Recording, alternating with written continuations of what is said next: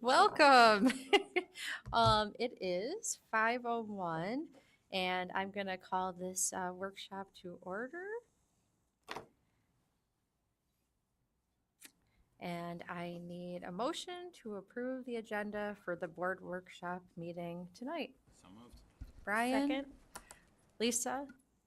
All in favor? Aye. Which leads us to our workshop topics. And first up, we're going to get some information on reviewing of the district's cell phone policy and regulations. And we're going to be looking at K through 5, 6 through 9, or 6 through 8, 9 through 12. And we have some folks with us, and I think Brett's going to introduce and get us started. Yeah, so I think tonight's focus will be on our 6 through 12 policies and regulations regarding cell phone use in schools. It's one of our hotter topics, something that this team has been working through, and majority of the conversations are going to focus on what's happening in the 9/12 world, because that's where we're finding most of the need for the regulation to occur, and Mr. Clark is going to be talking through the process. And we also have some amazing principals. Why don't you say hello? Becky Short, Casey Ferrando, Pat Groh, and Dom Monticelli at Minerva DeLand. So here's the microphone. And if we want to be able to give them a microphone, so they can have one accessible, so you can, yeah, because we're recording. Yeah, Matt will give up his. Doug, if you want to, yeah, just front and center.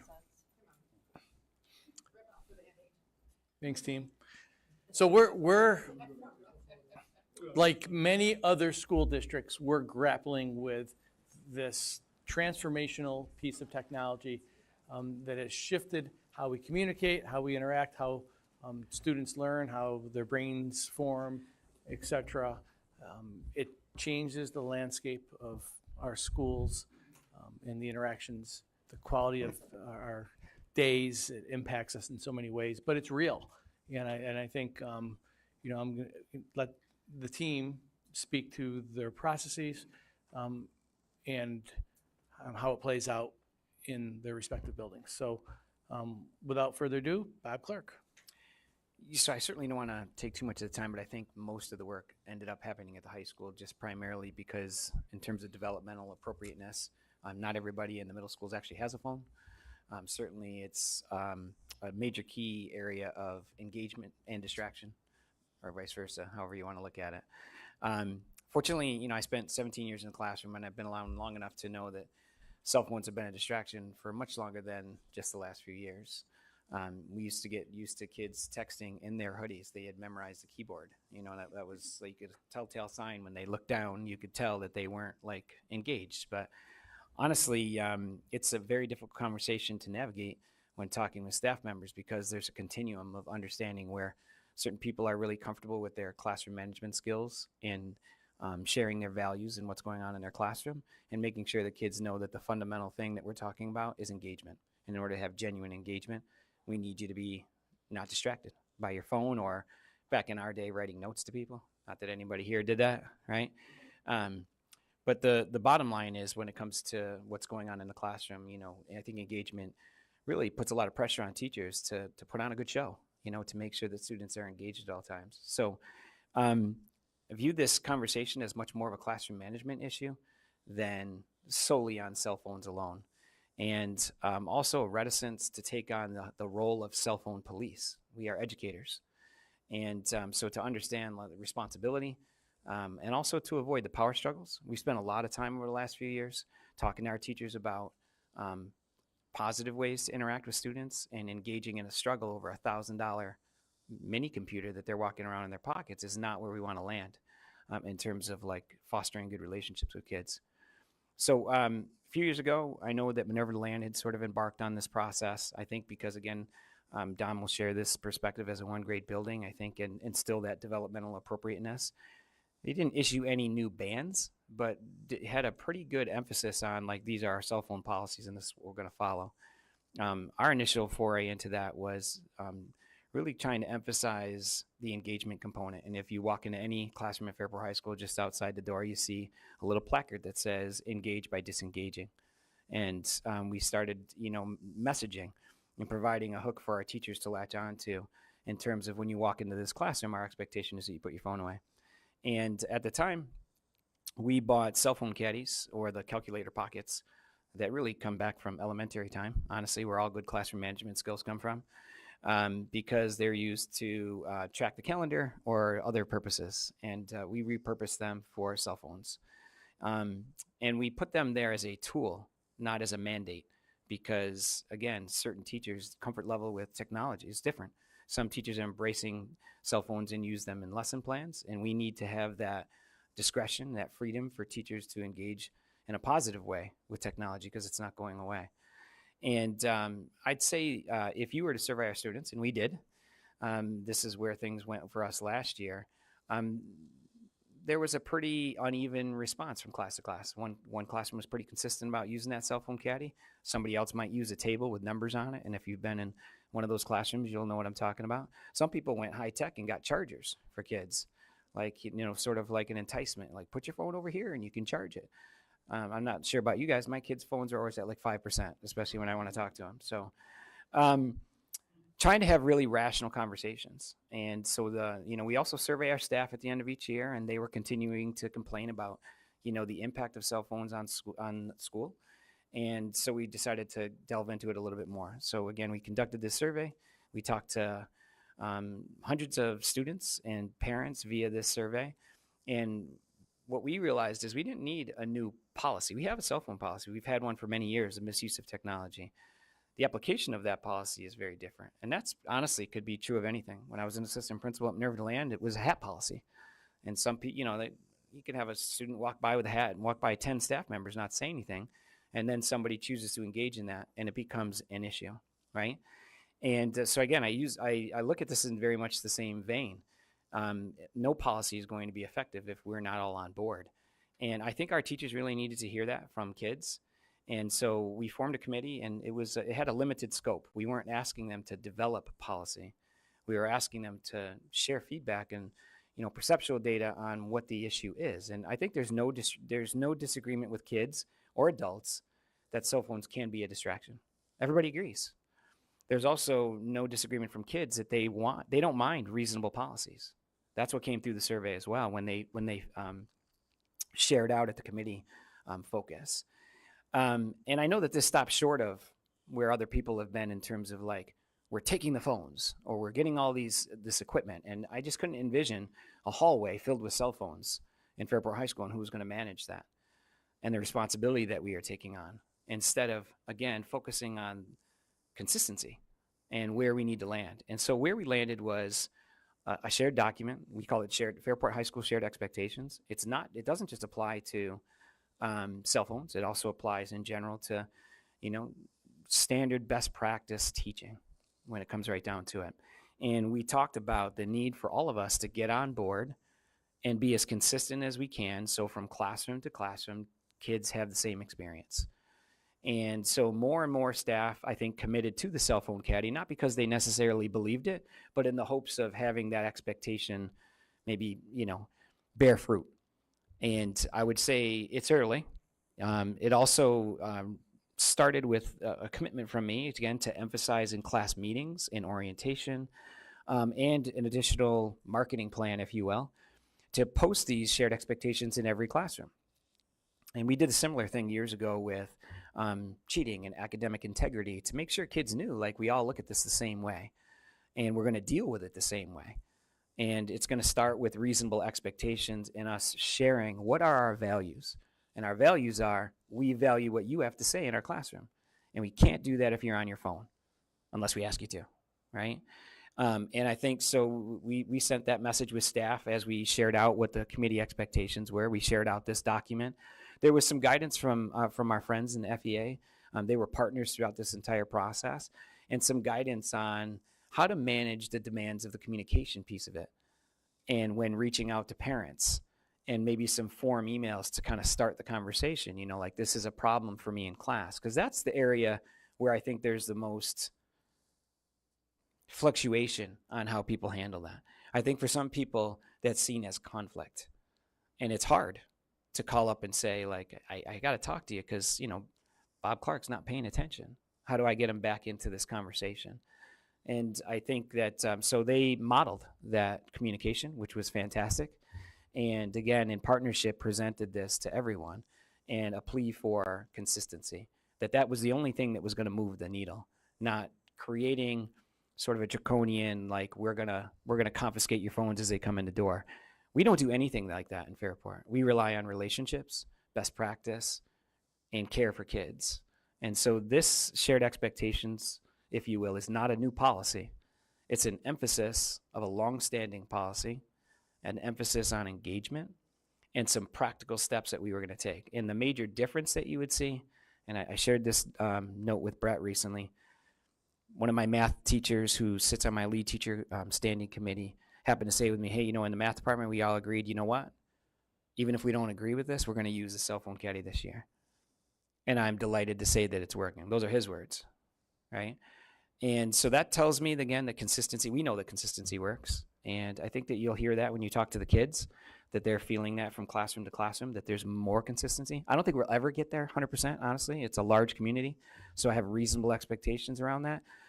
But I think if we get 70, 80% of the people to do it the same way, you'll see a much more effective approach to dealing with what we all know is a major distraction to learning. And again, there's no disagreement from parents, kids, and teachers and administrators that cell phones can be a distraction. How we handle them, I think, really comes down to sharing our values.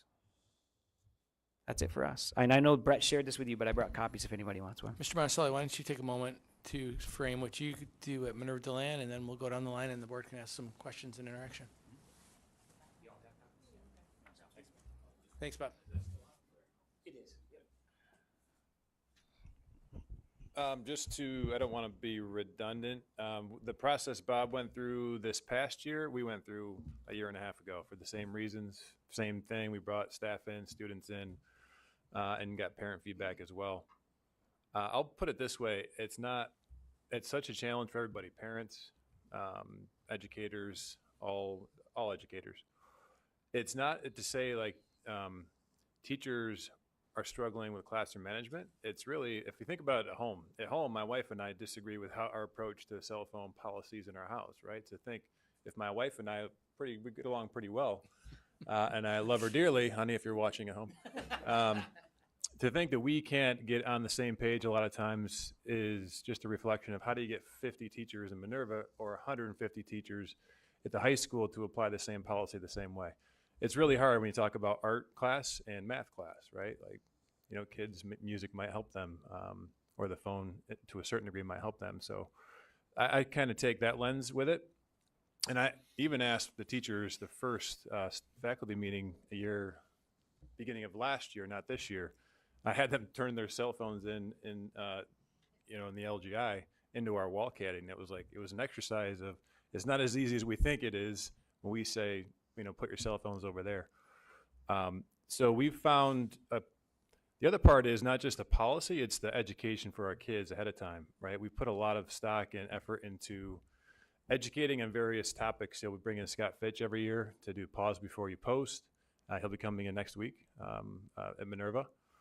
And in all of our parent communications and like our class meeting, a big portion of that wasn't just you can't have a cell phone in class. It's having real conversations like explicit pictures are out there in society. And when you do that, you can't take that back. So part of it is having just real conversations with teenagers about the balance of it. One small example, and I share with Brett, our version of the expectations is very similar. Might be a few nuances between Minerva and the high school, but like balance is the key word, right? So when they walk into a class, bell to bell, there's no phones. If your teacher permits you to use that for educational purpose or to listen to music while you're engaged with a project, so be it, but that's teacher permission. Our study halls, we sat down and had this conversation with the committee. What does balance look like in a study hall? To me, it's 20 minutes on, 20 minutes off. Done. So the first 20 minutes is no phones, you're doing your work. Second 20 minutes is do what you want as long as you're not distracting others and you're finding your own balance. So I hope I answered the question. I think those are the salient points, not to be redundant from what Bob's already said. And our middle school team, Pat, Casey, and Becky.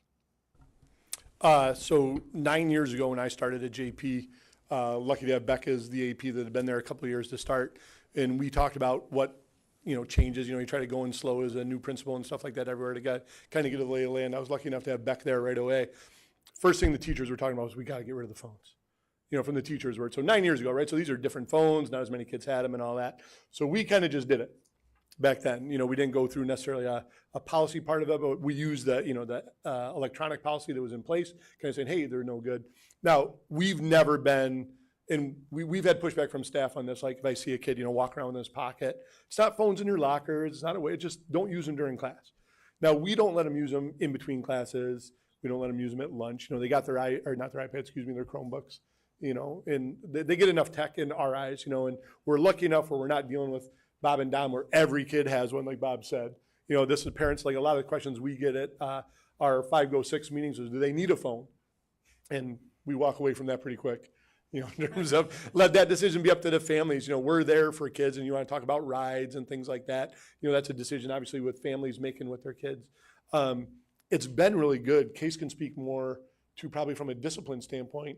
We usually have, if they use it once, it's a warning, just like the high school policy kind of reads right there too. When they get that second or third, that's when we ask them for it. Now, we don't make the teachers do that for the same reasons our high school friends deal with. We don't want conflict, and I don't want to put our teachers in that spot with a kid on a power struggle. Every year, unfortunately, when there's an incident at another school, whether it's a shooting or an emergency or something like that, I know our parents get heightened. So that phone being in the kid's pocket in their purse, pencil case, I think is their number one spot. We know it's there. But if it's not coming out during class, we're not talking about it too much. And to be fair to staff, they've been really consistent on it. Our kids have been, for the most part, really good in terms of not doing it. I think we maybe had to make one call home last year. Yeah. That So, for more than a handful. but it's easy because we're getting them at 6th grade when they listen a little bit easier in terms of what we're doing and going from there, and try to carry that through. And it's good. But we use, Bob said it really, really well. It's about them. Like we're trying to tell them, guys, we want you to be engaged in school, engaged in class, and going from there. In fact, I don't know if we're missing anything on that. Is this on? Oh, yeah. No, I think some of the concerns that parents have is whether or not they can get in touch with their kids.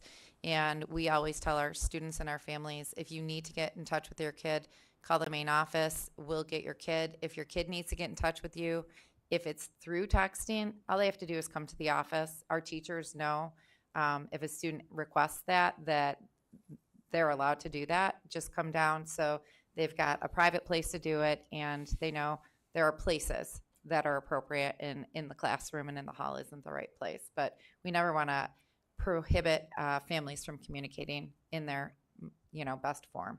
Yeah, and kids are, like Beck said, they're allowed to come down and text from the main office if that's the mode, check in with their parents. And I laugh with parents. They're the worst. They're the ones that are texting their kid third period, say, hey, how's it going today?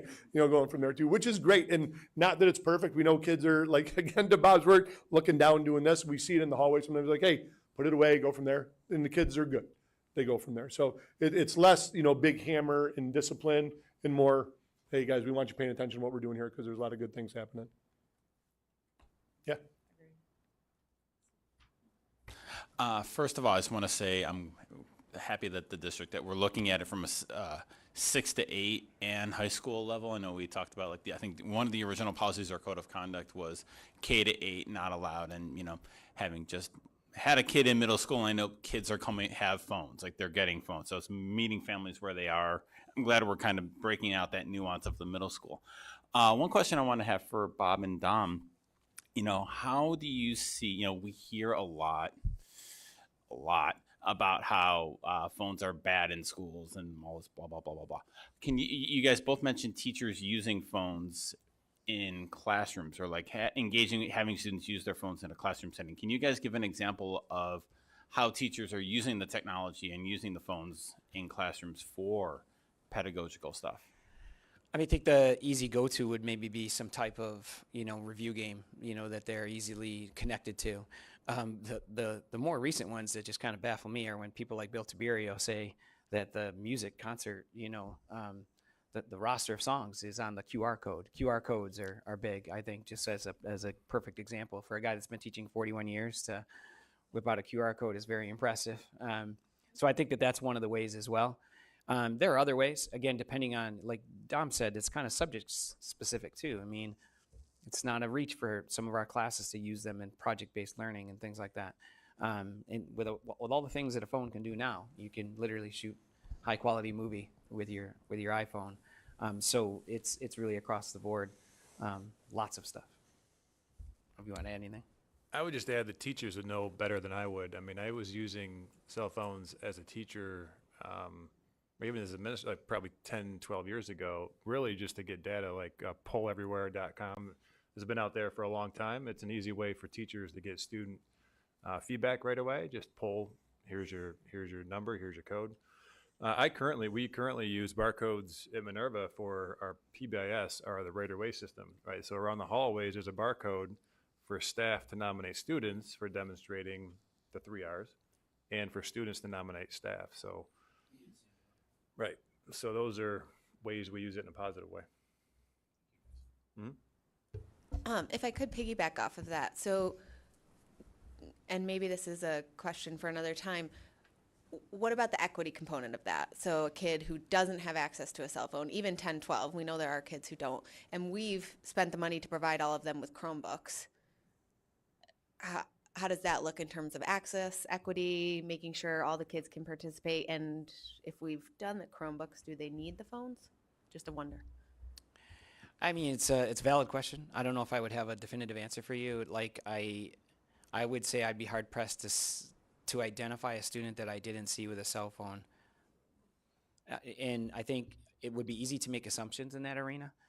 And I've had situations where, you know, we end up having a situation with a phone, and a parent comes in and they're like, I didn't know you had that phone. You know what I mean? Like, I think kids find their way to them. They get access to them. And so to your point, I think in terms of the equity piece of things, we've certainly focused on providing, you know, more recently, you know, Dr. Themanason, you know, helped us coordinate, you know, the calculator on our Chromebooks to make sure, because I know that kids, you know, another practical use is kids have calculators on their phones and use them for those purposes real quick, depending on the class, especially the simpler functions. So we're certainly mindful of it. But again, I'd be telling you, I don't know if I've ever run into, as principal, a kid that didn't have a phone.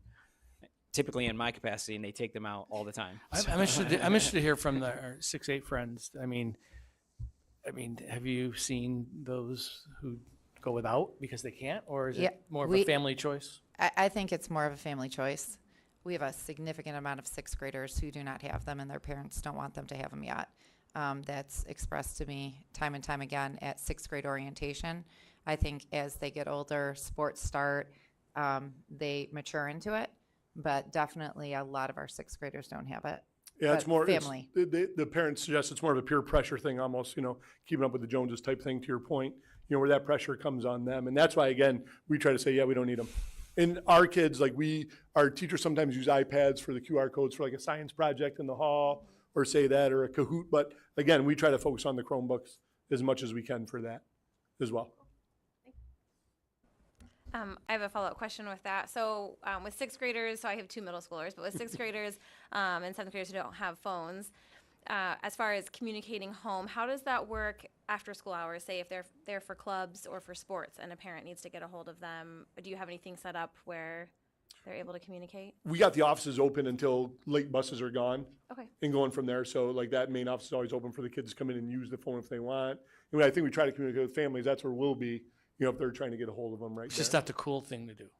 Hey, Go to the office. Well, who and if who they're knows what's cool in middle school? And if their phone dies at the high school, we also have a phone the kids use in the front office, and our attendance clerks usually are pretty late, so right by so they do it in high schools too. We do get a blank look from kids when they say, like, when I tell them I didn't have a phone in elementary or middle school.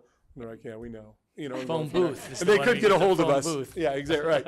So, but that we make sure that's available though too. there's Like we someone want to there. make sure we're there until we know the buses are gone and kind of the building's clear anyway. So for clubs or sports and things like that. Thank you. Yeah. So what is the, more for Bob and Dom, I think, with the new kind of emphasis on the consistency, you touched on it, but what's the teacher reaction been like? You mentioned how students are kind of liking the consistency, but with teachers, both in terms of application and, let's just talk a little more about that piece of it. Well, I certainly think that we saw a shift last year, but I would say that part of the conversation, you know, we've been talking a lot about using data effectively in the building. One of the data points that I shared mid-year was that I had 1 referral for a cell phone issue last year, around January. And so I think 2 things happened after that, of course. I highlighted the issue, and we got some referrals after that, but not a lot, honestly. And I think it just sparked more opportunities for conversations about like how are we handling that, you know what I mean, and how do we want to address that. But again, if you look back at our numbers, it is not a pervasive issue, or if it is, it highlights that we're not consistently following through the practice, which is, and I think that that's what I tried to hold up. We talk about windows and mirrors a lot in what we do in curriculum, right? Just hold up a mirror and say, like, if you're that frustrated with it as a classroom teacher, then you're not effectively employing us as a team, because we should be doing that together. We should be involved as a school counselor and an administrator to step in and say, this is really impacting your learning. Like, how can we address this differently? I don't want that to be a power struggle. Again, I think for some students, it might be the most expensive thing they own, and you're trying to take it away. It doesn't go well, And so we really try to avoid that at all costs. If you'll indulge me like in a little personal anecdote, so I have an 11th grader as well, and one of the great things about teenagers is they tell it to you straight, right? So she came home from the first week of school and told me all about the cell phone enforcement, but she was really positive about it. Like she, again, very perceptive teen, she could tell that there had been a discussion across teachers. They were all doing it the same. She was like, there's this one example of the reasons they gave why we shouldn't have them, like every teacher said. So there must have been a meeting, she was like right on it. But again, like, her focus, she told me all about these different conversations they had of all the reasons, but I didn't actually hear anything about the consequences or punishment. So it really seemed like it came through to her, like all the teachers are doing it and they all have similar good reasons, and it didn't feel punitive. And so I was really surprised with like the very positive tone coming from her on that. And it seems like she's been appreciating it and had a good experience. I'll get on my high horse and say, again, that's what I believe this is about. It's about sharing your values. Again, if you were to ask a master teacher, doesn't really matter how many years of experience they have, right? Why they're effective at that, they can't tell you. And the reason they can't tell you is that they don't focus on that. Do you know what I mean? But they can tell you what they do to establish relationships with kids.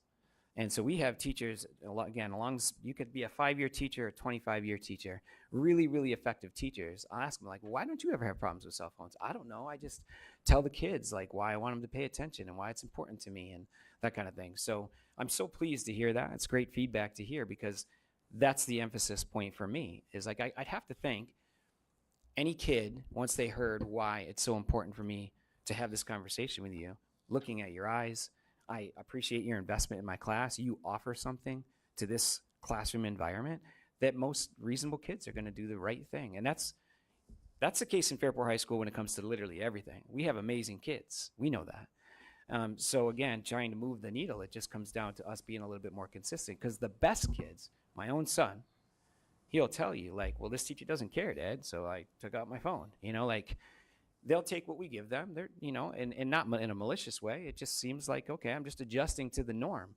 Doesn't seem like that is checked in real time.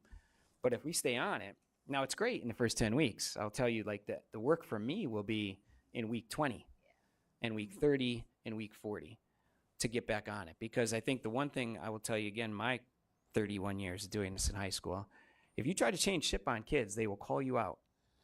If you try to start off lax and halfway through the year say, I'm fed up, like, good luck. That's not going to go well for you. There's no pulling it back. But from day one, share your values. They're on board. Like, they get it. So do we think the teachers and the students are recognizing the gains on engagement in the classroom, which would be, encouraging if we're looking to have this endure, right? Like you said, we kind of just started the year. It's great to hear that feedback, but I'm just wondering how students and teachers are feeling. Like, do they feel like they're going to have the endurance to kind of keep this up because the gains are obvious, or like, how has that been going? Well, again, it's early. The anecdotal feedback that I received in my first lead teacher meeting, sure. But again, we're not in that moment where we're like 10 weeks in and the newness is worn off on that. But, I think that the best place to start with that is to dipstick the kids and the staff where we're at. And what I've committed to as the leader of the building is to reemphasize it, just like I do in August, in September when we start the school year, is to do it again in November, again in January, to give teachers something to build off of. And so I think it's probably a little bit early to say, but I also think, when it comes to anything data related, they need to see it to believe it. And so when they say that they're excited about it and they're doing it, or they say that there's consistency, then I don't have to prove it to them. Right. You know, because that was the argument prior as I was trying to hold this off. You know, Brett and I we talk all the time, of course, right? And when we go round and round about like how I want to approach that, or, you know, what do I think is best practice for this? And he plays devil's advocate to frustrate me, and I do the same to him, you know? You have this conversation about like, do we really want to be the cell phone police? I don't think most teachers are equipped to do that job, or the hat police or anything like that. They're there to teach.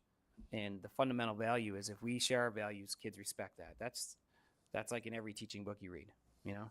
And so I think that I really do think that they'll see that at the end of the year.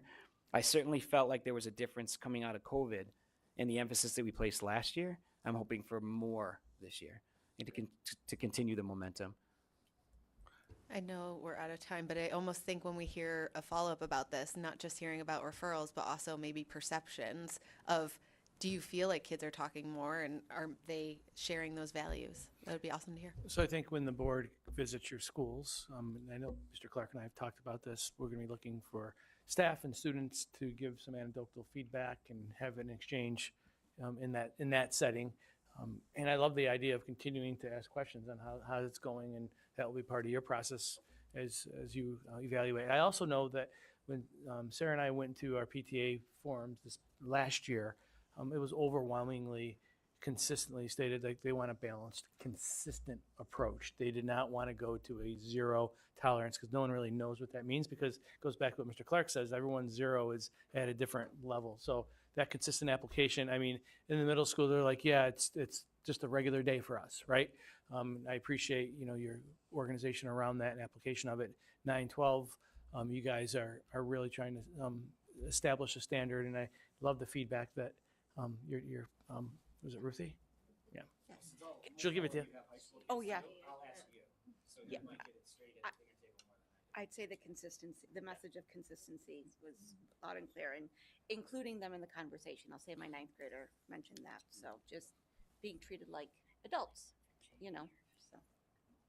My kids love to hear me quote Dr. Lisa DeMore. She's my favorite child psychologist. But she always says, like, every teenager has two parts to them, like the reasonable, rational, want to follow the rules, and like the really rebellious person, and whichever one you speak to is the one who'll speak back. And so I think that approach of how they're talking to them, like, you see that come back, and so thank you for taking that approach. I think that's good. Yeah, the consistency is huge, and I'm very appreciative of everyone's approach of not coming at it from a zero tolerance policy of a ban. It's much more, I think, realistic and much more, like you were saying, Bob, the building relationships and sharing values and seeing that that's the place we're starting from just makes me very happy with this discussion and where we're going. I almost picture seeing our success being like in 5 years at Boca Chino's, like you see a table of like college kids and they're talking and no one's on their phone. And I'll be like, look, those are Fairport kids. I know. I noticed we didn't talk about lunch, but that's another day. That's another. Thank you, team. Really appreciate it. Enjoy the next night. Or I mean, you know. Hey, you're welcome to stay. Yeah. Your next favorite topic, consolidation. And Bob, we'll see you, I think, Friday, right? That'd be great. That'd be great. Yeah. Fuzzy, what time? Where's his game? Okay, so moving on, we're going to talk about the 2026-27 consolidation plan, and we're going to get some updates, I believe, from Superintendent Provenzano. Oop, and there we are. Thank you. This is a work in progress, and I don't think it's ever going to be done. It started with a group of administrative leaders, Bob Clark, Don Monticelli, Deb Miles, myself, Tanya, Doug, and Matt, got into a room and just started talking about all the components of consolidation, right? And I think that the pillar started out with 4, right? And Lindsay Reddick, of course, is instrumental in this. I apologize. She's one of our leaders who helped frame this conversation as well and organize it. And now we're up to 8 pillars. And I really believe that, you know, we've exhausted all pillars. And but I do think it speaks to the amount of thought that has gone into it. And then from that nucleus, it spread to our teacher leaders and staff who were part of the administrative retreat, and our entire administrative cabinet, all getting their hands on this. That's why this thing grew from 4 to 8, because more people started to look at it, and more people started to synthesize it and come up with all the objectives and activities around it. We're going to continue that. I'm working with the building principals to put this in front of all of our staff at Minerva and all of our staff at Fairport High School, and to continue to share what we've learned. Again, we started in a way 2 years out because it's going to come, but we really feel like we have a good pace and rhythm that we're all going to be accountable to as we move forward to 2026-27. This year, 7th graders, right? So I just want to open the floor up. Bob has graciously asked to stick around, and we have members of the team that were part of the question. Like, you've looked at it. I don't want to go through every single aspect of it, but there are pillars with charges, objectives within under each pillar, and activities that help us bring those objectives to life. And just want to give you a chance to look at it. You're going to be having access to it from this point forward. I can give reports as needed. But by all means, I want to open the floor to you. What are you thinking, feeling, and wondering when you're looking at it? So I think my first wonder when I was looking at this, first of all, 8 pillars. It's like the Parthenon. That's right. Would be pillar 2, I think.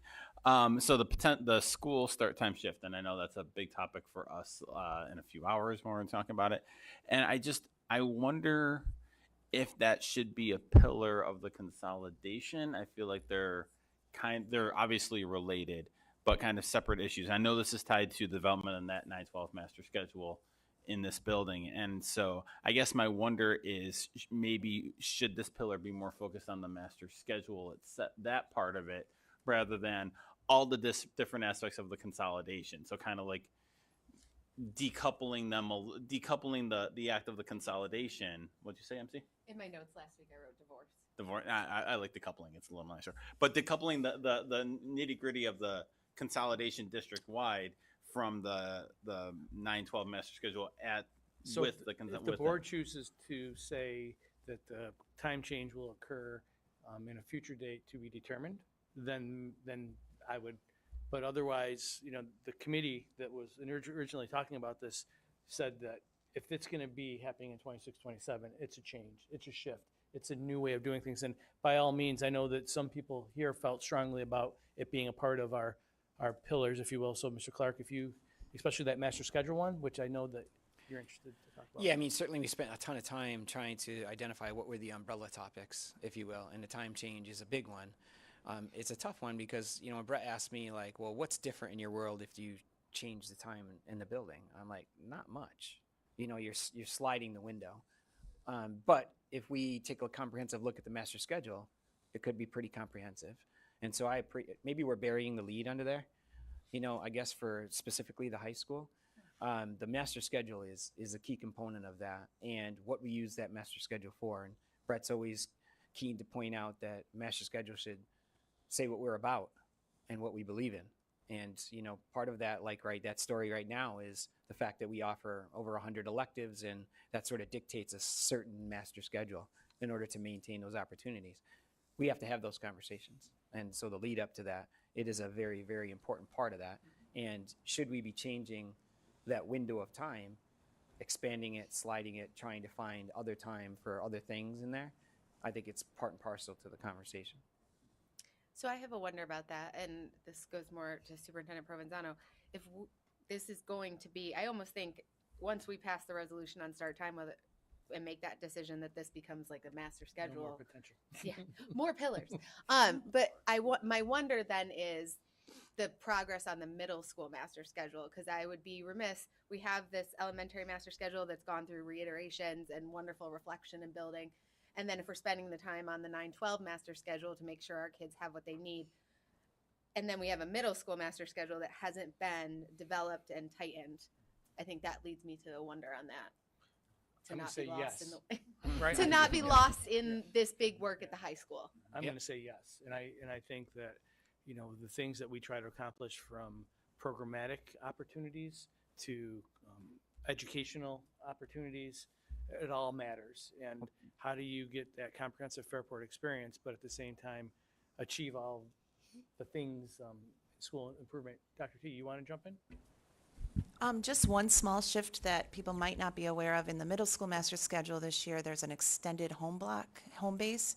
And that happens, I believe, on Wednesdays, that it's an extended time where there's 2 adults assigned to each classroom. And so kids get that almost advisory type experience. So that's one small step in a direction towards a master schedule shift. Just adding that to the conversation. Yeah. I think that stuff's really relevant to me for the first time, honestly, because now I'll be transitioning those students here. So, what changes at the middle school will probably dictate that process for us as well, in terms of what we value in the schedule and what we hold on to. We talk about systems and structures that we need to support students to the fullest extent, right? Yep. Where do we have a place where students can get more tier 2 support, or they can get some extended opportunities from what happened in class? So, Or your the work we have to do with SEL, yes. that's a big driver. I also think a lot of the pillars would be focused on regardless of the consolidation. So if you look at some of them, I mean, these are things that even after the consolidation, I would sure hope we would be either working to improve or, adjusting as necessary. So I guess I was looking at it kind of in a different way because, of course, 3, staff culture, of course, that's going to be something after the consolidation we're going to still be working on. So that was my thinking. Same thing with human resources, personnel, staffing. These are not things that are necessarily going to be going away. They shouldn't be going away. Well, and I guess that's part of the argument, I think, when we've had so many of these conversations over the last 10 years. Not much of this is new stuff, really. It's an intentionality. It's really stating that we wanted to be able to answer every question from every person as to how it was going to impact them. And so much of the consternation and wonder about what it's going to look like is demystified just by stepping through our normal day-to-day process and how do we incorporating them. So I've said to Brett, for example, the induction of 9th graders, much is made of that conversation, but that happens in every high school in the United States, induction into a high school. And what does that look like? We just have to be very intentional about it. That work is done by assistant principals and school counselors and every school around. We just have to pick a path. And so this is an opportunity for us to reemphasize that. We're not going to do 10th grade. Well, actually, the first year, 9th and 10th grade, we've talked about, right? But it's an opportunity for me to say to my assistant principals, an opportunity for leadership, how do we want to do this? And do we want to do it differently than we typically enter our 10th grade kids, or back when I was an assistant principal at Minerva DeLand, when we were trying to coalesce 2 classes? And so, that's the charge. So you're right. It's not new. It's just intentional. And it's primarily that way because that's where the questions come from. How are you going to do that? How are you going to lose that component of Minerva DeLand, which was special, which was that they had that single charge to bring these kids together in a comfortable way? Part of that's going to be different. We still have the same charge, but in this environment, in this small city. And at the same time, change is hard. And we've learned that staff have many questions. All staff have questions. And I think, Lindsay did an amazing job of when we were going through that period of, what are we going to do when? We took copious notes. And that was the basis of these pillars and continuing to build upon them. So we're doing a lot of listening. We're trying to come up with every single scenario possible so we could point to, the things that we would naturally do, the things that, are no-brainers. But at the same time, people have questions about it, and we hope to ease the anxiety and support staff. And we're starting that work already. And I know that Brett's probably shared that already. That starts in October when we start, bringing lead teachers from Minerva DeLand together, lead teachers from Fairport High School. Which walking- personally I thought was happening before. So on I'm occasion- excited about yeah, it. on occasion, but now it's with, again, much more intention because they are a part of the scheduling process in that piece of it. All sorts of things going on, position analysis, walking through the master schedule, identifying who's teaching what and how they're teaching it. These are some of the Where fears the that our break teachers rooms have. are. Where their rooms are, right. how that process, how do we bake the bread at Fairport High School in contrast to how it was made at Minerva DeLand, and making sure that people, full transparency, this is how it works. And starting to answer. So we spent a lot of time asking, what are your questions? It's now time to start walking through, this is what it looks like. And this is how we're going to do this together. Is this going to be a live document that we'll have access to so we can see as these tasks related to the pillars are accomplished? We'll know where you are in the process and we'll have an idea of what conversations So we you've been talk about having. key performance indicators. This will be part of our work plan Yeah, yearly. This great. will be a public document. A version of this will be a public Yeah. document because the people don't need to see, all the soup or the ingredients for the soup. Yeah. So, but 100%. Great. And I'll be talking a little bit about that in my report. We're excited about the key performance indicators. This will be a part of that. And But there's again, even- keep mindful, I'm sorry, just process-wise, again, like, the consolidation won't happen when the kids walk in the building. The consolidation takes place when we begin the master schedule process a year from November. It's 1 year from November, not 2 years. Because that's when we start talking to kids about signing up for classes. That dictates the budget, that dictates, how many sections we run, that dictates how many teachers we need, and et cetera, and starts the entire process. The master schedule process goes from November to the following September. And so we're not far away. We're really not. And so it's a natural step, part to whole, to start with lead teachers and department meetings and bringing our staff together on occasion to get their feet wet.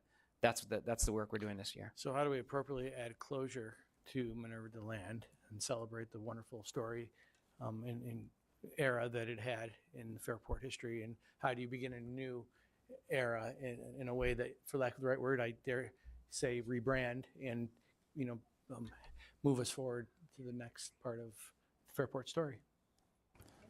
Well, kind of related to that, and this isn't really a question or a wonder, just something I was impressed by was Pillar 6, the district operations, and it's kind of a lot of that behind the scenes stuff that you don't realize. Like we talk about the master schedule and you talk about when it starts and you talk about the teachers and the culture and like, oh yeah, all the state ed stuff that has to go when you merge as consolidate a school, combine a school. And I'm grateful to see it spelled out like this and that we as a district and the district office is so on top of that type of stuff, along with all the kind of public-facing student and teacher stuff. So Erica said, well, these things happen naturally. Matt would be like, yeah, these things happen naturally. But this jumped in at the end, and it's because Bob Clark was probably doing budgeting, and, we have to, the right function codes. Well, what's going to happen when that code goes, and now it's one code, and how do we report that to state aid? So, yes, to your point, I'm proud of that one.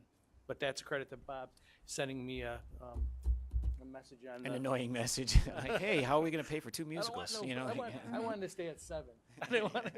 And I think to your point, Brett, I'm very appreciative of pillar number 5, that communication, culture, and community engagement plan. Having had 3 kids go through Minerva, I think I've always appreciated that feeling of this is the first time that everybody's coming together, that feeling of safety and closure around these kids, kind of wrapping our arms around them. And I'm just hoping that we can create that kind of same feeling again for all of our students that come up to the high school. So I appreciate everybody kind of thinking about that and how we're going to develop that. In terms of that same pillar, and this is just as an add-on, but my husband was actually the first class at Minerva DeLand, and I know there's so much rumbling with like that class, and there's actually, I know that there's a father who he was the first class, and his daughter's gonna be the last class at Minerva. So it's kind of like right there. I know. So yes, Lindsay, we'll chat. But I think there's so many great moments to really celebrate it and for people to come back and say, especially that class. Yeah. My Minerva moment. Lindsay's taking notes. But I would I say know that that's I've had a couple staff members come up to me and say that they want to be a part of that group that focuses on, paying respects and homage to the great legacy and all those cool little stories Yeah. that I wasn't even thinking of. What I'm sure they're out there in multitude. Part of our highlight this year was over the summertime as we were trying to think about things is rooting into this 100 years. And again, it's not always been the fact that our high school was here or at Minerva DeLand. We start before at West Ave. So there are iterations of high school in Fairport over 100 years. This is going to be another one. And so we wanted to root into that tradition. And we have changed every one of those 100 years. You know that. Like we went and exploded in the 80s, and now we're coming back down maybe to what some people would consider reasonable sizes, right? I'm excited about the opportunity. Again, I taught in a 912 building for 17 years. I was an assistant principal at Minerva DeLand. I loved that opportunity. I worked with freshmen most of my life. we get to see the change, the full change, 9-12. So to your point, absolutely going to be intentional about that. Maybe that takes a different form of a new mentor program that doesn't exist right now. I don't know. We've had a lot of different opportunities to get after that. And I think here in Fairport, that's always been the challenge, is how do you make something so big feel small? Again, that's who we are. And so when I ask people, like in the beginning of the school year and our teachers, if we root ourselves in this tradition in this 100 years, and everybody has a kind of a perception of like what Fairport is. When you say that, like, what is Fairport to you? What is it to you? What is it to you? We've been changing. I mean, you think about the changes we've gone through in the last 10 years, but they can still answer that question. The next question is, what is your obligation to carry forward in that tradition? And our staff spent time doing that. So as we welcome our colleagues from Minerva DeLand, I was one of them, right? I felt at home here in 3 weeks, as soon as I figured out the building, right? Many of our teachers have already taught here. They taught in both buildings.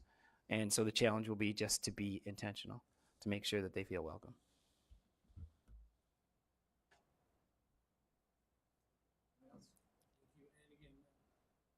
Like Rich was speaking to, this will be part of our website, which is going to have our data warehouse on there so people could see our progress. And then we're going to be communicating to it, which I'll be talking about in a little bit. Thank you. Thank you, but go get them. Good luck. I was also going to say, if you notice, there are things with check marks next to them already. So things I did are. see a few of those, I- so that's good. I mean, spreadsheets just make me happy, but I think it's great for putting on the website of like, even just the fact of like, if people ask questions like, have you thought of, you can be like, well, if you look at the spreadsheet, it's in the, it's just a really nice way to hopefully help people like me who like spreadsheets, but feel comfortable, like, look, they're, it's really detailed. This is being And thought of. knowing where we are in the process of the Yeah. milestones that we're hitting and what, feedback from these conversations and kind of understanding at each of these steps, I think that'll be really, really helpful. So If you think thanks about for the putting it actual together. move, though, the actual move is daunting. And, again, moving staff from Minerva Land to the high school, moving potential partners in, right? Reconfiguring spaces. So there's going to be a lot of organization that needs to occur from the operational standpoint. So it's been, I've learned a lot. I look Well, forward and to I think learning that conversation we just had is good because there is going to be all of that, but you don't want to lose sight of these other important things, right? That aren't as in your face every day and dealing with every day. So not losing sight of how the community is going to feel about closing and individual experiences and all that. So that's why you need 8 pillars, I guess. more. Thank you. Love it. Moving forward, may I transition? And perfect timing, Aaron Smith comes in, and Troy, I appreciate, and Brian, thank you for coming. Mr. Stevens, I'm going to ask you to come forward, or wherever you feel comfortable speaking to the facilities planning piece. Again, this is a collaborative effort.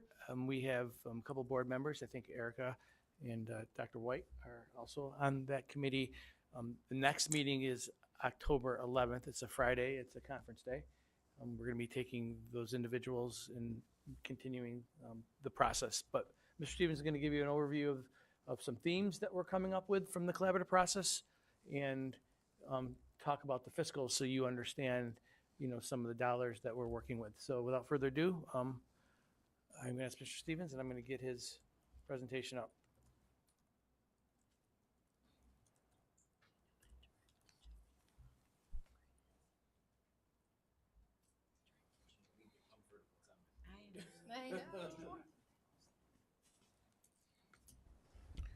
What am I doing here, Matt? Okay, thank you. So tonight we just thought we'd kind of give a quick, brief update review of the K through 8 facilities planning process that we have been moving through. We've had one meeting as a committee and as a group, and then took some of the information back to the project planning team to look at the building condition survey and kind of synthesize the pieces between what was identified in the meeting, what's been on our building condition survey, what's been requested in the past for some of the different capital work. So with that, here you can just see kind of a brief summary of themes that we've identified through the process, both on a level of what has come up in the visual inspection and the building condition survey, and then some of the requested items that we've seen come up both during the 2020 process in interviewing with the administrative team and department leaders, and then also in the group meeting that we had a little over a month ago, or approximately a month ago. So again, some of the pieces going to be infrastructure based, aging equipment, software not being supported anymore. So some of the different pieces as we look at direct digital control upgrades from pneumatics, PA system, clock system upgrades. We've heard that across the district. These would be big pieces, looking at potentially district-wide in the themes. Matt, Fire, yep. I'm sorry, can I ask a quick question? What's Sure. the direct digital control upgrades? So It's really cool.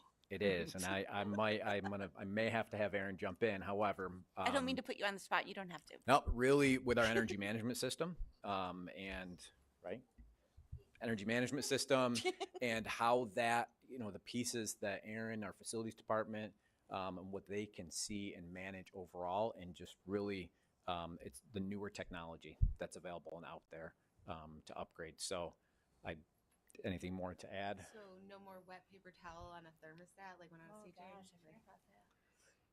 Oh, you'll still be able to do that. Oh, okay. So yeah, so first generation of this building management systems was from the 60s and 70s, the pneumatics. That's part one. And then in the 90s, they started to make these conversions where they go from, you could make a digital control over pneumatic apparatus. Well, now the 70s technology is like far dying. We're trying to get rid of that. And now we're kind of going into the new generation of the control mechanisms themselves. So again, we're talking a 30-year-old digital control system that pneumatics all air. So they're geeking out over there, guys. It's a nice probing question by our know, construction manager. So, and it's sort of like it's like the smart technology. It's being like when I say to Aaron, hey, can you give me the average temperature at Minerva Deland, X, Y, and Z? He's able to, regulate it, manage it, produce the data. The new system is also strongly web-based, right? So it can be diagnosed from a phone or a tablet, which is, you can kind of do that over the last 10 or 15 years. But primarily, you had a big workstation, which then ties you to where you're at, and then I have to look at where to write everything down and drive across the district to do whatever it is we need to do. So it's offering flexibility and mobility. And we've done those upgrades here at the high school with much of the work of what we've done here. So it's trying to continue on that path for the upgrades. We constantly are hearing about the lack of support of the systems that are in place, and eventually it's threatened that it's going to go away, parts and those different pieces. But we continue to work with what we have. Kind of moving through fire alarm system upgrades, mechanical, electrical, plumbing upgrades. Lighting, both interior and exterior. We've done a lot of LED upgrades. You can see even in this room, when we get into spaces, ceilings, lights, those different pieces that we do in projects.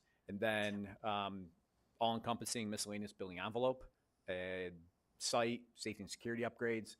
That goes from masonry work on the buildings to repairing sidewalks and pavement, all those different pieces that would go into where we see deterioration across the district. So there's the useful life items that are relative to just making sure that we upkeep our facilities, like your home maintenance. Can you please the digital smart get that air going? So there's that piece, and then you for lack of a better word, juxtapose it to like what the users really want. They want air conditioning. They want to make sure that their cubbies are completed at Dudley Northside. They want cafeteria aesthetics. They want large group instruct. So you could do a crosswalk of that meeting that occurred in July to some of these pieces here, in addition to what is on the BCS. Mm-hmm. So that's the work of Matt and the team. I think last week, 2 weeks ago, they nailed that, hammered that out. Yep, yeah, we got together, reviewed the feedback we had at the K facilities planning meeting, kind of crosswalk that with the building condition survey, and then Labella campus and team help put together the theme list, as well as campus is working in the background to start to try to look at overall scope and project development based on that feedback we've received. So as we continue to move through the process. And then jumping down to the building administration staff requested items, those are some of the other pieces that have come up. Some of those will relate to the BCS items, just depending on the aging, useful life, those different pieces. But large group instruction, assembly space and classroom spaces, from modernization to cooling to safety and security upgrades, for example. Lighting can be safety and security upgrades. We could have classrooms such as like Northside Dudley. Modernization of classrooms could also contribute to potential safety and security upgrades. All those different pieces kind of tie in together. And then the cooling, as we look at spaces, do we have large group instruction spaces or assembly type spaces to help get towards that goal of having larger spaces for cooling for students, staff, and within the buildings. And then toilet rooms and drinking fountains.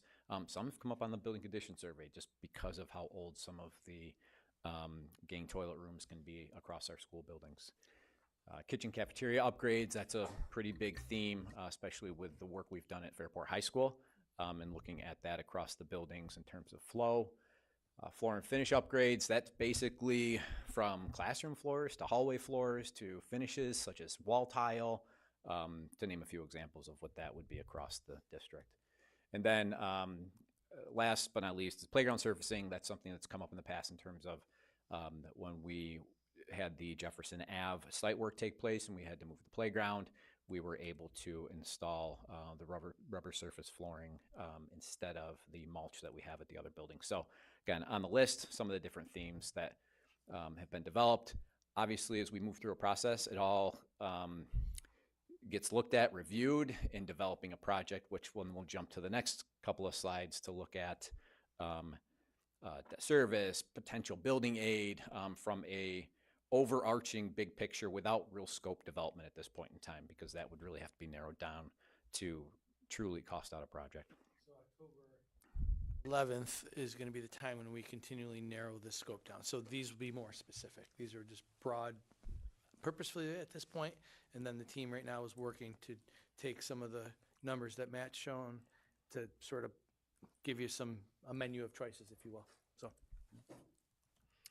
So anytime we're looking at long-range facilities planning, we're looking at state building aid, our maximum cost allowances, of which the state allows for building aid across each building, which can vary. And we look at our existing debt service schedule, which ultimately is our existing capital projects that have potentially both long-term and short-term debt. For example, if we haven't gone with the 2023 project, that work hasn't begun yet, so we'll still have some short-term debt on that until we go to long-term debt. So this is our existing debt service overview based on our current projects. So you can see in the blue line, that's our estimated debt and our capital outlay project expense. So every year we have the $100,000 capital outlay project. It's included within that number. In red, we have the estimated building aid and transfers from debt service fund. So if we have any premiums we've received on bond anticipation notes, typically that premium goes back the following year to help pay off the interest payment. So we usually have that in the beginning of a project if it exists, so it's not really flowing all the way through, just in the beginning. For example, we've got a short-term note on the 2019 project. We did a portion to long-term debt in terms of serial bonds, and then we have another portion that we still have the short-term debt until that project is completed. So there's a premium coming back in the following year on that. And then in green is the difference between the two. So that's our local share. And that green line is probably one of the more important lines because that is the amount raised annually on the tax levy. So that's what that piece really is. So the reason we look at this is we try to see, is there any point in time where we see a local share dropping off, right? Is there a plan for replacement of debt that we have in developing capital improvement projects? So in 2028-29, you can see there's a slight dip in the local share. Excuse me.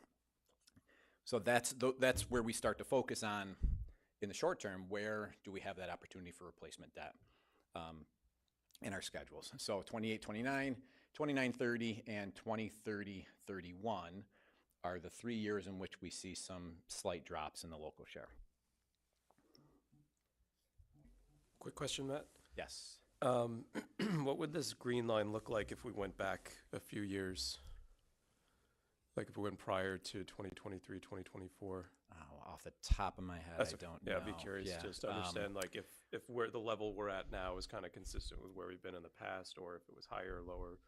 Doesn't have to be answered right now. Just something I'd be curious about as we move ahead.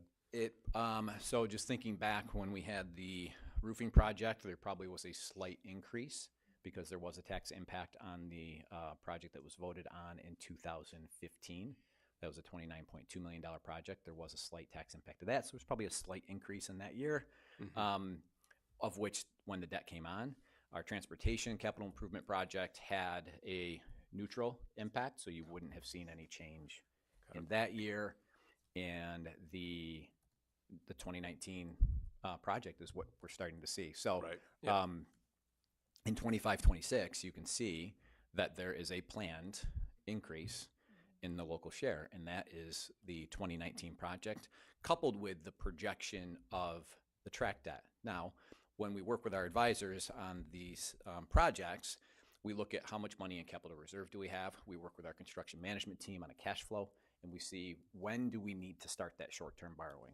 So what we've been able to do in the past, because of capital building reserve usage, is we've been able to push that short-term borrowing off until July, which then gives us one more fiscal year till that impact happens. So that's something that we'll be looking at closely and following as we move through the process of when do we get SED approval back on the 23 project vote, and then we'll look at construction schedule and bidding, and when will we have to start paying contractors on that work. Remember, we have about a little over 18, it's 18.86 million for the Proposition 1, which is the high school Martha Brown work, and then 1.6 million in capital reserve was utilized for the track. So we have about $20 million in cash that we would use first before moving to short-term borrowing.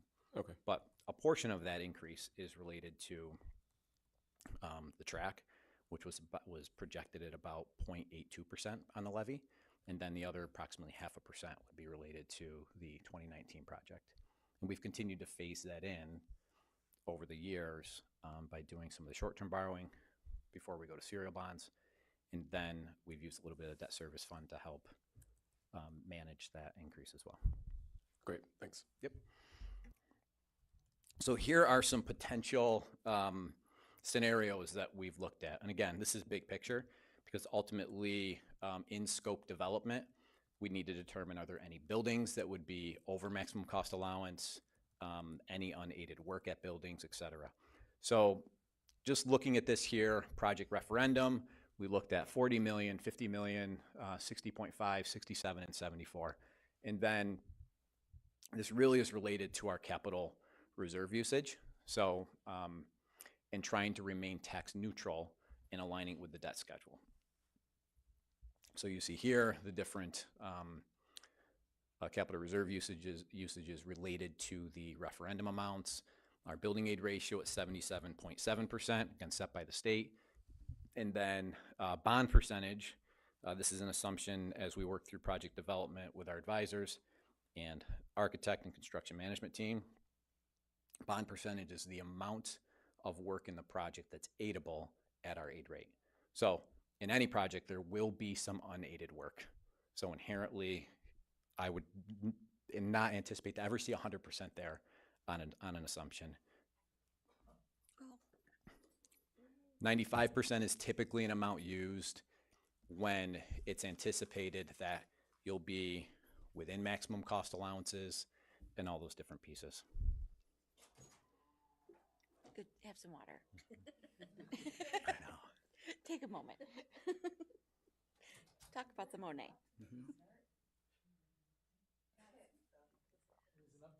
There's an update. I restarted both my computers earlier, so this.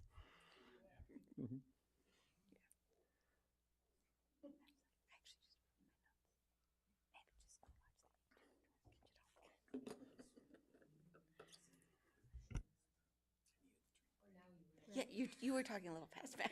That was a lot of talking.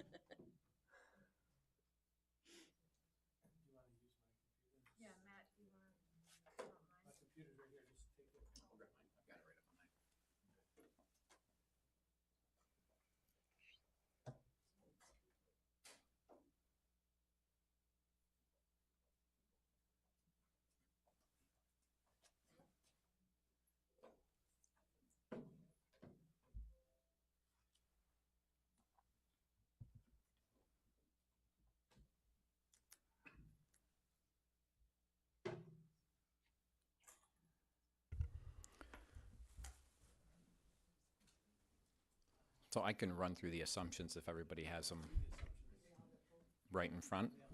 Yep, before getting to the charts, and maybe by the time we get through those. So there are a list of assumptions listed here as we work through projections with our advisors. It assumes a referendum voter approval in fall of 25. That's important because then that starts that process of SED submission and so on. We assume that we're aligning the new debt with the debt schedule starting in 28, 29. The state aid is based on the building aid ratio, and estimated bond percentages noted above. Bond percentage, as mentioned, is preliminary and estimated. It may change depending on the scope of work actually finalized. The other piece of review that we're working through with our project manager at the State Education Department, we asked for a multi-year maximum cost allowance review, and then our advisors take that, look at our existing projects, any projects that are not yet on that list, and project out what we believe is available for construction and incidental allowances at each building.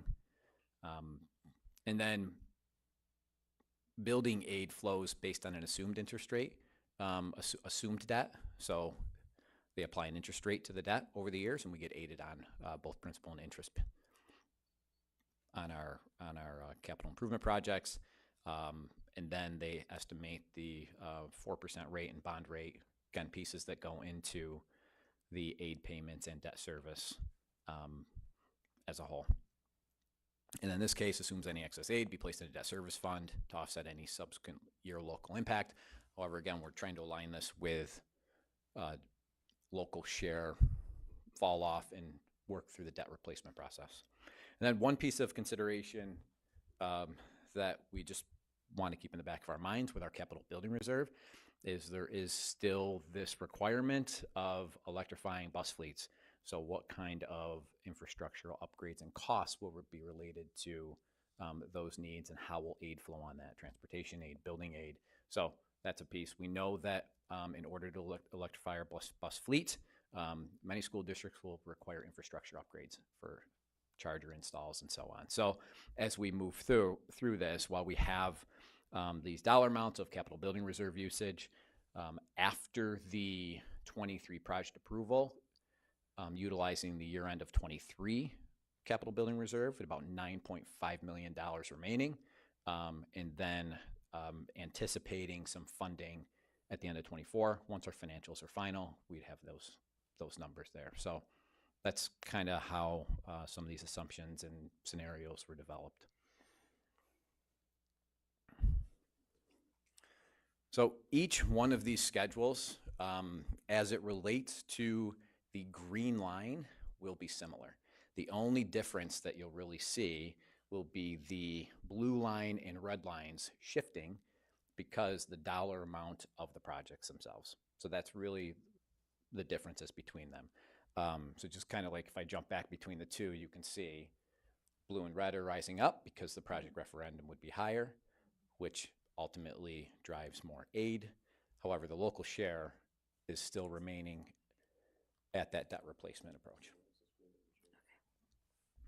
So that's just taking each one of those scenarios and just showing what that looks like in terms of local share. So jumping back, you can see with the green line here, you see the dip in 28, 29, and the whole intent of when looking at capital improvement projects and development is trying to maintain that level piece, and that helps to keep a flat, so to speak, local share impact on the levy.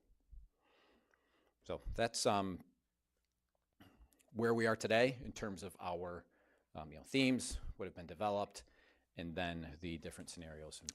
And you, not you, but the team sort of timeline this out so, it wasn't such a transformational, change in the green, right? I mean, so we knew debt was coming off, and that's why you pace and had a timeline and strategically, put these projects in place so we can minimize the impact. Correct? Correct. So that overall, when we look at our debt, those 3 years of 28, 29, 29, 30, and 30, 31 are the next 3 available years of any drop off. And then, as you can see, back on this graph right here, it starts to level out again. If you look from 30 forward to 28, 38, 39. That's my point. It just didn't happen. It was highly intentional. So thank you. Yeah. Yeah. Any questions on the? So I guess looking at those different scenarios, the big question mark is the capital reserve. You said we have about 9.5 million unspoken for right now, and then we'd be looking at the end of the year fund. So as far as the timeline of when we know what our excess is and when we'd have to do a seeker and send things to NICET and, you know, come up with our proposal for our vote, like what is the timeline? What will we know how much more we have in reserve before we have to make those decisions? So we will know October when our auditors come and do the final presentation on the year-end financials. So we'll have that information October. So plenty of time in looking at a fall of 25 vote. So this does not. I tried to take a reasonable conservative approach to these capital reserve amounts that align with where we would anticipate to be. This does not take into account anything related to year end of 24-25, only because if we look at an October vote, depending on when it falls, we won't have that final information yet. So between December and February, the board will have an opportunity to process that in open session, all the nuances of what Mr. Stevens just asked and what you were alluding to.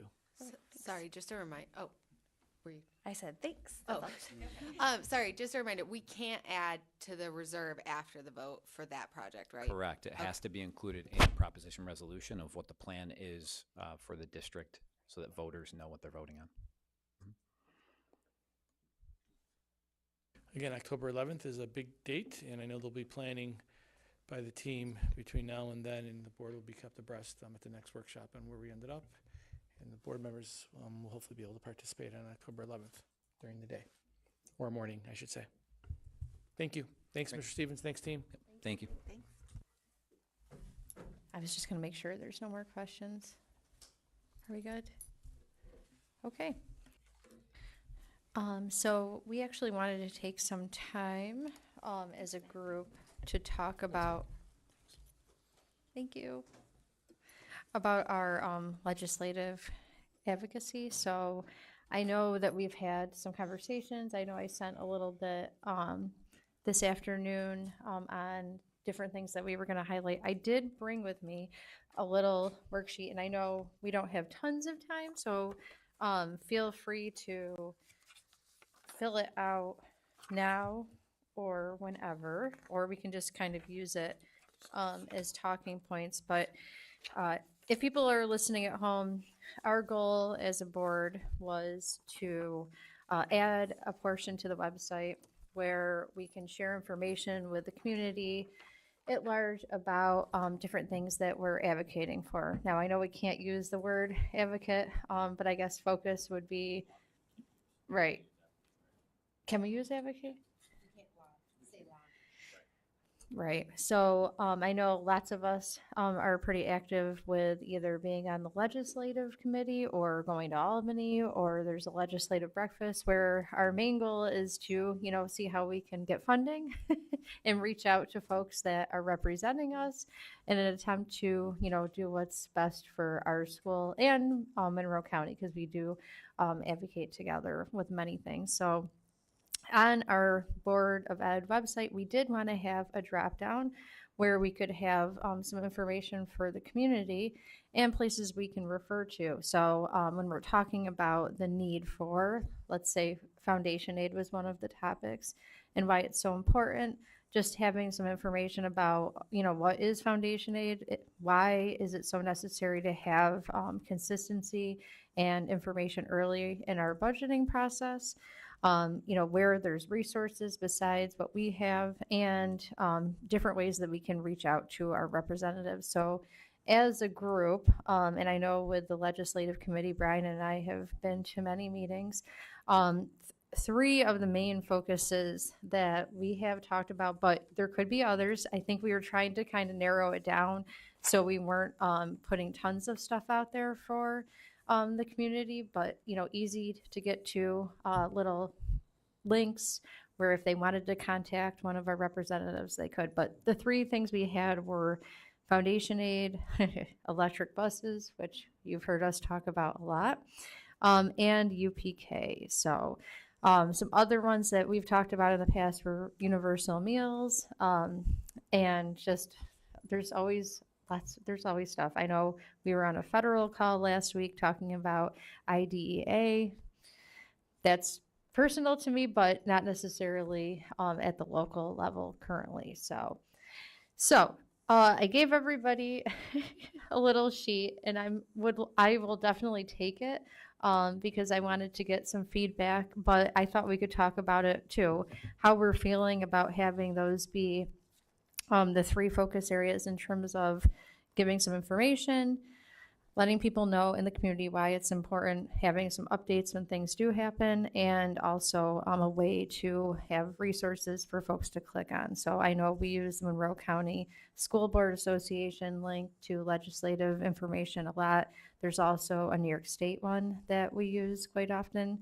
They recently changed, well, I don't know if they changed or updated who our representatives are based on lines. So that's another example of something that we have referred to, and we could be like, hey, look at the drop down. So I'm going to stop talking and just get some ideas. But I thought in the interest of time, if you could write stuff down, and I'll collect it at the end in addition to talking, so that when we are working with Lindsay on developing the page, I have more information as well. So I'm throwing it out there to everyone. I mean, I think just really quick, summarizing some of the stuff that we've had in the meetings and with our talks with legislative and our legislative committee, I think overall, through NISBA, and I'm going to be at the meeting, the resolution meeting next month, and Monroe County School Boards Association, I think foundation aid has jumped so much to the top of the list that I'm afraid it's so important that I think that is the goal for all of our advocacy this year, because that's our state aid. That is our one of our primary sources of revenue. Getting it steady. I think you is the goal to just maintain foundation aid, or is the goal the formula reworking? Yes and yes. Okay. I think there have all of a sudden. So, just for quick background, right?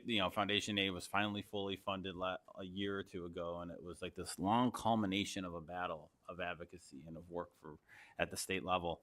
And then last year, the governor's surprise really threw districts for a loop. And so I think we're kind of back at that level of, foundation aid is the foundation. Everything that we do as a district really is built on that steady, predictable state aid. MC, you've said this well plenty of times, right? We go year to year. We're all sitting around as districts kind of waiting, wondering what that roulette wheel is going to show up with when the state numbers run. And you can't operate like that. You're scrambling rather than being able to plan for the future. And so I think there's going to be a lot of, stabilizing it, reworking the formula, which I think was a big focus of the summer, and the meetings and the Rockefeller Foundation's work. Protecting hold harmless so that districts don't lose state aid, although that feels like a losing battle. But as far as the other ones, foundation aid is going to be so dominant. I don't want to lose sight of the other two. Especially, I think for us, electric buses is the same story, right? We need time, we need money. That's what we need. We've needed that. We want something we want to do, we'd love to do, but we need time, we need money to do that. And I think UPK is something that we as a board care a lot about, and we as a district care a lot about, and are doing a lot of great things to build that. And so, and I know Jen Lunsford, Assemblywoman Lunsford, is a great partner with us and a great friend of public education. And it has it as a focus too. And so tapping into that and just everything and we want UPK and Fairport. How can we all the steps that we can do to make that happen, whether it's funding, whether it's putting UPK into foundation aid, whether it is making UPK building stuff aidable at the same rate as K to 12, all these different things. But I do think, you know,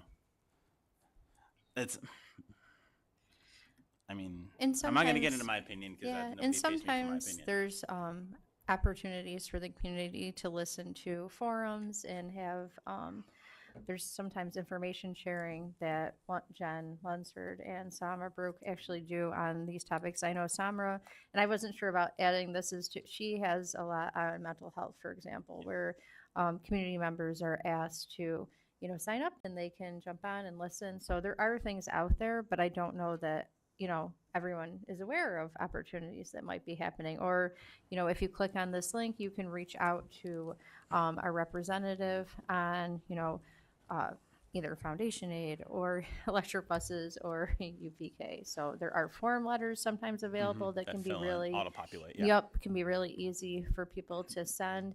And I guess my feeling is, you know, the more that the state hears from us as a community, the better. They're gonna hopefully, I keep trying, and I will keep trying.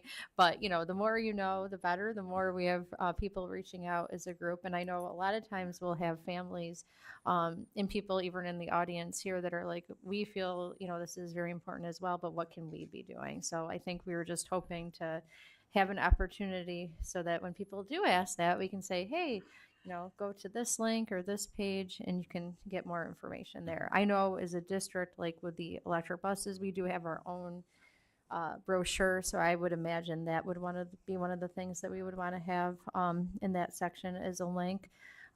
So Mary Caitlin, it looked like you were going to say something before. Oh, so I love these three. I'm in support of it. But they're all state-based. So one of the things we do get the opportunity for is you've talked with Assemblyman Member Morelli. He usually sends representatives, and other state representatives will send them to the legislative breakfast. So I just wonder, sometimes I do feel frustrated at the breakfast because a lot of the topics are still state topics, and then the representatives are like, cool, but we don't do that. So But we could what add, we do. But I would love to perhaps prepare yeah, and I think Brian, sorry. No, The do you conversation- think- No, can I? Yeah. The conversation on federally funded meals. And I know that's something we've kind of tossed back and forth on the board. But I think if we are preparing this conversation, these three are great state, and I think they align with our priorities. But if we're meeting with a federal representative, these aren't things they're going to necessarily be able to help with. so just, do you see like two different sections then? One that would be more of a federal base, like, because and one that would be state? If I can jump in, I think one section would be enough because I think, you know, yes, these are state, you know, most of our advocacy work is at the state level. And so you don't want to have like a one thing in the federal level at the federal level. But I agree. You know, I think, you know, I'm stealing my notes from my committee update a little, but you know, Congressman Morelli is always another friend of public education, a great supporter and partner with us and with all the districts in Monroe County and in the 25th. But yeah, I think thinking, you know, we do tend to focus at the state level. And I think there's always worth looking at the federal level, whether it's for universal meals, whether it's, you know, Title I or IDEA funding, or whether it's Erica, you're going to remember this one, and I'm not, the funding that can help support teacher professional development. Yes, thank you, Title II. So, you know, all those areas, and, you know, again, just, you know, I think, so planting seeds with our at the federal level, I think is as important. And I also think to you know, communicating and making this webpage for us, my God. Anyway, on the World Wide Web, on the yes, it is. But I think it's kind of, you know, this is an opportunity to explain to the community, okay, we talk a lot about foundation aid. And that can sound, if you're not on a board of education, that can sound like Latin, right? Like, what is foundation aid? It's state aid. Okay, this is why it matters, though, and kind of really giving figuring out ways that, what can our community say? What can we tell them is what we want from it. It's not just give us your money. It is we need stable funding. We need stability. We need this. We need you to. Yeah, I don't have the exact language, but filling it out. So like when helping the public, it's a teachable moment for us, for the community, and we listen to them and we can tell them this is what this is, and this is how you can help us work together. I'm babbling. Sorry. Go, Lisa. Save me. I mean, I think that's a great point, and I think we're short on time. I think looking at the federal policy is a good idea. I know, like, I don't feel as strongly about the universal meals aspect as you do, but even still, the way we're setting this up, where it's a resource for the community, just because they want to write and ask about foundation aid doesn't mean that they have to be engaged in the universal meals. But if we're putting up some, a few of the options that we're interested in as a board and ways for them to learn more, and then if they feel so inspired, these are some specific things they could write and ask about, and it gives them the language because they don't speak the language all the time, then I think that's a great way to do it, and it is a little bit of a buffet. It doesn't have to be like choose all the things. Paired with that is just very basic, because I don't want to put work on our district's plate, but very basic, like I know our trifold for the electric buses includes like what the costs would be to our district. So also maybe just noting how many UPK students do we currently serve, but how many have applied for those seats. So like, yeah. So, and maybe dreaming with our new panorama, seeing the kids who were in UPK versus students who didn't have preschool, and just see if there's a growth aspect there, and share that. Yeah, I like the idea of on the resources part. So I'm thinking if we are answering the why is it a focus, that's, like 12 words or less or something, just like a really brief statement. But in the information resources, if we were able to have kind of our own little mini policy paper, and not even as extensive as the brochure, but just kind of where we could have more of our thoughts, because we have a lot of thoughts, especially on this side of the U. And so like to make sure that, we have a spot to put that, but that we also have the really like brief statement, so it's very digestible. And on that note, yes, because I'm looking here the whole time. The other side of the U, I'm sure you have thoughts too.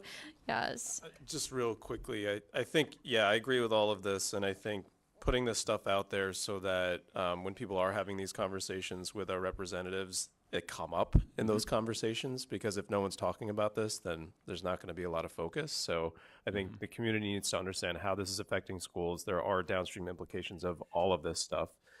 Foundation aid, obviously, but even electric buses, there's going to be some hard decisions if we have to pay for this. So it would be great if the community was just aware of the issues, so that when they're thinking about schools and they're talking to the representatives, this can come up in those forums, those conversations. I was just gonna. representing Oh, thank you. I was just gonna echo what Lisa said. I just think it's great to be able to have a resource page. So if somebody wants to learn more information, this is where to go. It makes it so much easier to not have to search for it, and it's all right in one place. So, And there is a lot on those two websites that I mentioned.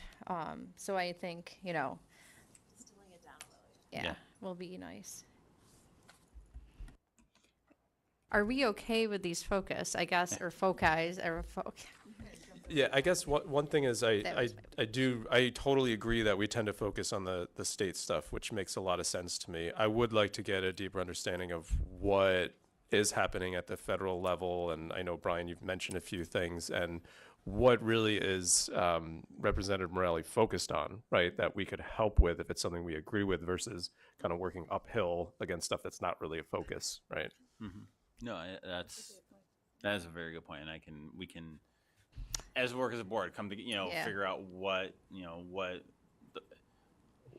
our needs and how they intersect with the stuff that the congressman is advocating for and working for.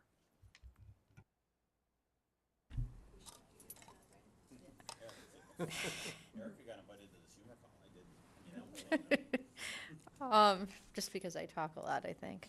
As opposed to silently. No, I mean, obviously the federal stuff is near and dear to my heart, so I know sometimes, I think we had been focusing more on our community, but I would say all of the stuff that we hear about from Morelli is definitely information that as a district we are working on. So we can definitely include that as well. Yeah. Okay, so we are good with these. Okay, and then I'm more than happy to have, and that's what I was trying to ask Mary Keelan. So you think just having the federal stuff of it as its own category with subcategories makes sense? We probably need to talk about it further. That's what I- don't know if we're all aligned on the universal Yeah. Okay. Let's get those Look at those three. Okay, that sounds good. Any other? Okay, so that leads me. Oh. Were you gonna say something? No. Okay, so next up, I just need a motion to adjourn. If you're watching at home, we will be taking a short break before coming back in 25 minutes.